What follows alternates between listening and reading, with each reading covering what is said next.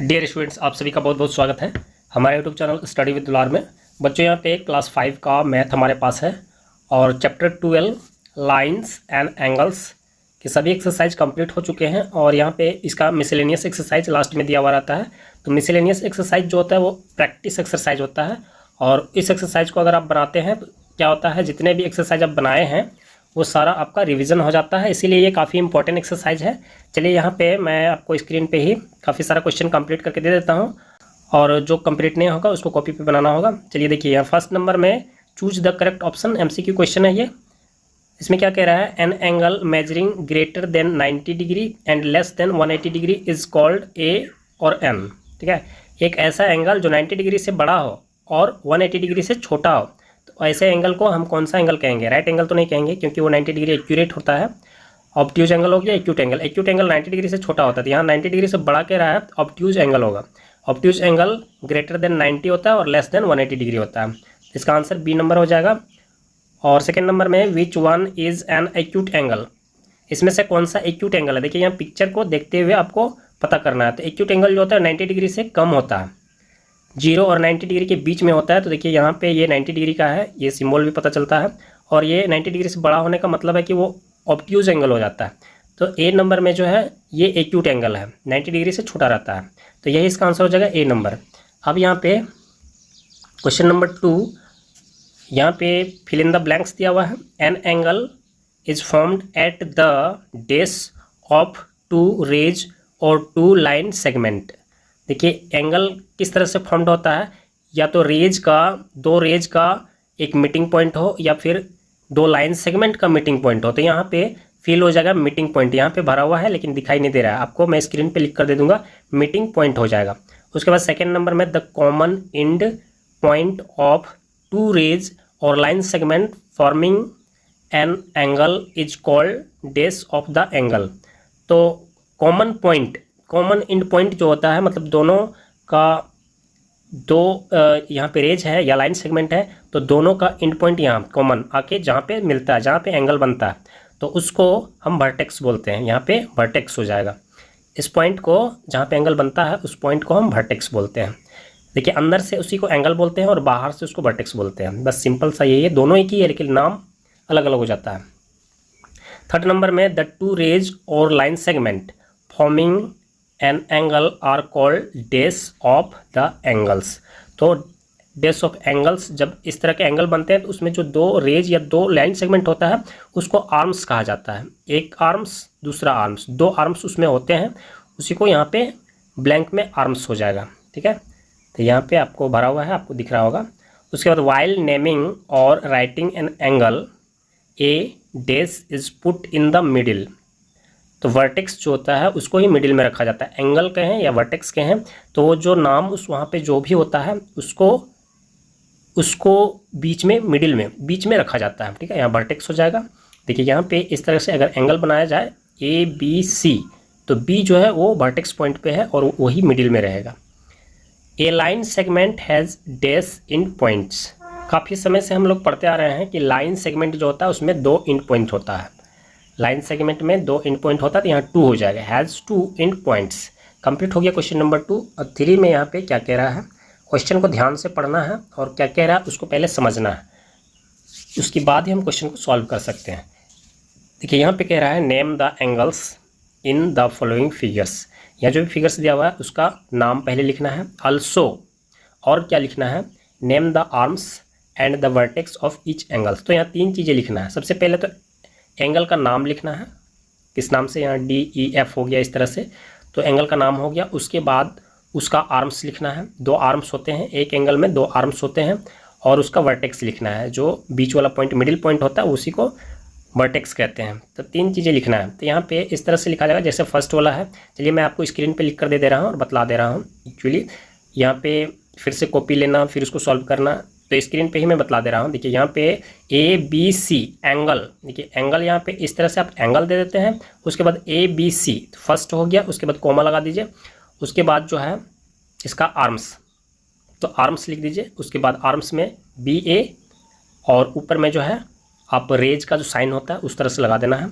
उसके बाद दूसरा जो है कॉमा दे के लिखना है BC, तो उसमें भी आपको रेज का साइन लगा देना है। आर्म्स 2 हो गए, उसके बाद वर्टेक्स लिखना है और वर्टेक्स में लिखना है बी, क्योंकि वर्टेक्स इसका बी आएगा। उसी तरह से इसका एंगल DEF और इसका आर्म्स एंगल DEF हो गया, इसका नाम हो गया। उसके बाद इसका आर्म्स लेना है ED, फिर रेज का साइन दे देना है ऊपर में। उसके बाद EF, फिर रेज का साइन दे देना है और फिर वर्टेक्स लिखना है E। ये कंप्लीट हो जाएगा। उसके बाद इसका लिखना है OGH, एंगल OGH। उसके बाद आर्म्स GO और GH, रेज का साइन दोनों में दे देना है। उसके बाद वर्टेक्स में G लिख देना है। उसी तरह से यहाँ 4 नंबर में एंगल NLM, ये बीच में ही रहेगा, NLM। उसके बाद जो है आर्म्स लिख देना है LN, फिर एक आर्म्स लिखना है LM और रेज का साइन दे देना है। वर्टेक्स लिखना है L, कंप्लीट हो गया। उसी तरह से इसको लिखना है एंगल OPQ, एंगल OPQ हो गया। उसके बाद यहाँ पे आर्म्स लेंगे हम PO और फिर एक दूसरा आर्म्स लेंगे PQ, रेज का साइन दे देना है। उसके बाद वर्टेक्स में लिखेंगे P। इस तरह से इसको एंगल RST आर्म्स में लिखेंगे SRST, रेज का साइन दे देना है और उसके बाद वर्टेक्स में S लिख देंगे। कंप्लीट हो गया। इस तरह से टोटल कंप्लीट हो जाएगा। स्क्रीन पे आपको आंसर भी मिल गया होगा। अब यहाँ पे 4 number, look at the figure and name the angles marked 1 2 3 4 5 6 7 and 8 by using 3 letters. 3 letters use करते हुए एंगल का नाम लिखना है। तो एंगल का नाम जैसे हम लोग लिखते हैं ना, जैसे ये देखिए सीरियल नंबर से दिया हो 1 से, तो 1 से हम शुरू करेंगे। देखिए ये 1 है तो 1 से हम क्या लिख सकते हैं, ये हम AO, देखिए बीच वाला ये पॉइंट हो गया AO, बीच में जो है O पॉइंट दिया हुआ है, सब में O आएगा, तो मिडिल में सब में O आएगा, AOB, ये हो गया 1, एंगल 1। उसके बाद एंगल BOC, ये हो गया 2।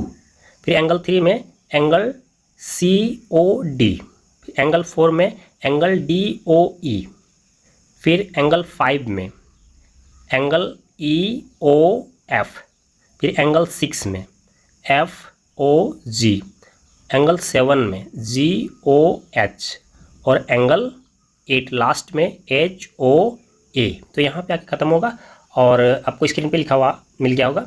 ये कंप्लीट हो गया। अब यहाँ पे देखिए, यहाँ पे ये कौन सा क्वेश्चन है, इस तरह का फिगर बना हुआ है। The pictures given below shows A signalling system called semaphore which was used by the navy. इस सिग्नल को शो करने के लिए नेवी में यूज किया जाता है। नेवी पानी जहाज जहाँ चलता है और उसका जो सैनिक लोग होते हैं तो वहाँ पे यूज होता है।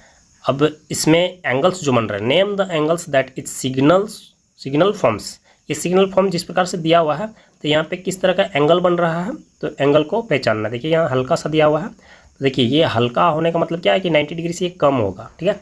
90 डिग्री से कम, इसका मतलब है कि यहाँ पे एक्यूट एंगल लिखा जाएगा। और यहाँ बिल्कुल ये स्ट्रेट है, सीधा है, तो यहाँ पे आ जाएगा स्ट्रेट एंगल। और यहाँ पे देख रहे हैं ये इस तरह से, और ये बिल्कुल सीधा खड़ा में क्या होता है 90 डिग्री का एंगल बनता है, तो यहाँ राइट एंगल हो जाएगा, यहाँ राइट एंगल हो जाएगा।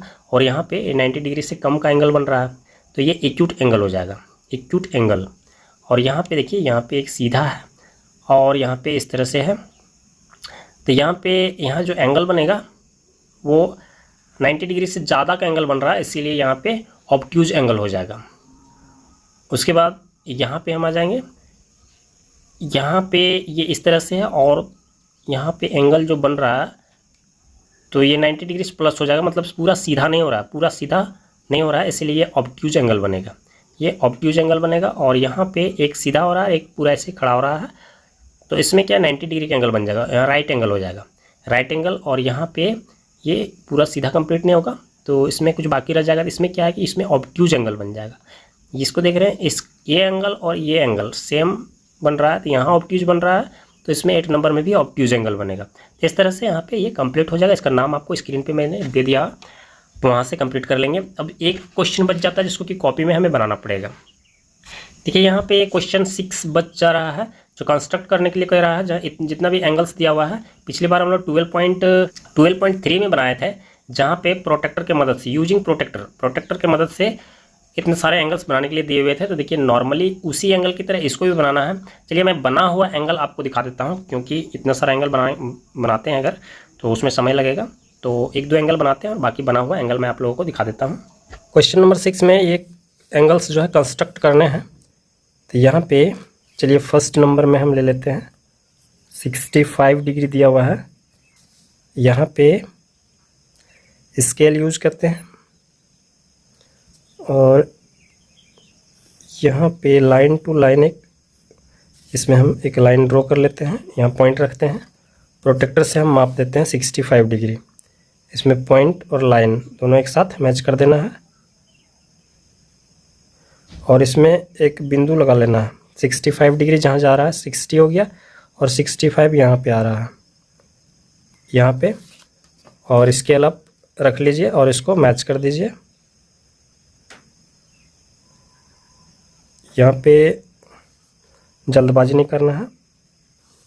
देखिए यहाँ ये हो गया और ये 65 डिग्री हो गया, 65 डिग्री, बस ये बन गया। उसी तरह से नेक्स्ट में लेंगे हम। नेक्स्ट में कितना है 135 डिग्री। यहाँ पे रूलर से एक लाइन हम लेंगे, लाइन टू लाइन ही लेना है। लाइन ऑलरेडी रूलिंग कॉपी में रहता है तो उस हिसाब से लाइन पे ले लेना है। पॉइंट और प्रोटेक्टर लेना है, लाइन और पॉइंट बिल्कुल सेम टू सेम मिला लेना है। 135 है, देखिए 130 हो गया, 130 और 35 यहाँ पे आ गया। तो यहाँ पे ये बिंदु लगा देना है और इसको मिला देना है। यहाँ से ये मैच कर गया, ये हो गया 135 डिग्री का ये एंगल बन गया। बस सावधानी से इस तरह से बनाते जाना है 135 डिग्री। चलिए अभी दो मैंने बनाकर दिखा दिए हैं, अब मैं कम्प्लीटली बना लेता हूँ, उसके बाद फिर मैं आप लोगों को दिखा देता हूँ, अदरवाइज जो है वीडियो काफ़ी लंबा हो जाएगा। 12.3 में आप लोगों ने देख चुके हैं कि काफ़ी सारा मैंने एक एक करके बनाकर दिखाया है, तो उसी अनुसार से ये बनता है। तो चलिए मैं एक ही बार बनाकर दिखा देता हूँ। क्वेश्चन नंबर 3 पे 8 डिग्री दिया हुआ है। देखिए यहाँ पे मैंने बना दिया हुआ है 8 डिग्री का ये एंगल है। सभी एंगल्स मैंने यहाँ पे बना दिए हैं, सिर्फ देखिए यहाँ पे इसको नाप लेते हैं। ये यहाँ से हो गया, ये 10 से नीचे आ गया, तो ये 8 डिग्री का ये एंगल है यहाँ पे, ठीक है। 8 डिग्री हो गया। उसके बाद 79 डिग्री का है, तो इसको आप यहाँ प्रोटेक्टर रख के देख सकते हैं कि ये 79 डिग्री का एंगल है। देखिए यहाँ 80 से एक कम है 79 डिग्री, 79 डिग्री। उसके बाद यहाँ पे 172 डिग्री, देखिए किस तरह से है, 180 में थोड़ा सा कम, इसीलिए बिल्कुल सीधी जैसा है। तो यहाँ पे इसको प्रोटेक्टर को रखिए और 172 कहाँ जा रहा है, तो यहाँ पे देखिए, यहाँ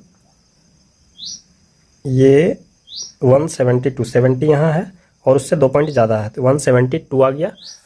उसके बाद 20 डिग्री का है, ये एक्यूट एंगल है, ये काफ़ी दबा हुआ है, तो ये 20 डिग्री का हो गया। इसको यहाँ पे मिलाएं,